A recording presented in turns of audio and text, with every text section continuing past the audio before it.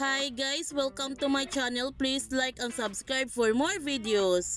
Sobrang nagulat si Sofia nung biglang napasyal si Eric sa kanyang bahay, kaya tinanong niya ito kung bakit biglang kanyang pagpasyal dito.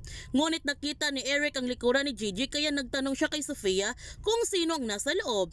Nakahanap naman ng alibay si Sofia kay Eric dahil hindi niya pwedeng malaman na buhay si Luisa, sapagkat malaking sagabal si Eric sa kanilang paghihiganti ni Gigi. Samantala, tuluyan na nga bumagsak ang career ni Alison at hindi na siya kayang tanggapin ng kanyang manager pagkatapos na lumabas na siya isang escort.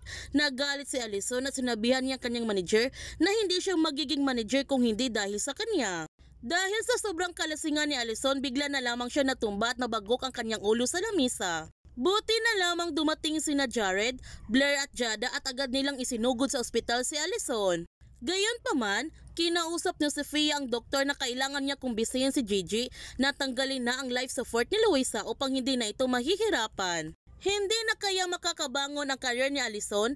Papayag kaya si Gigi na tanggalin ang life support ng kanyang ina? Yan ang ating abangan sa magandang dilag.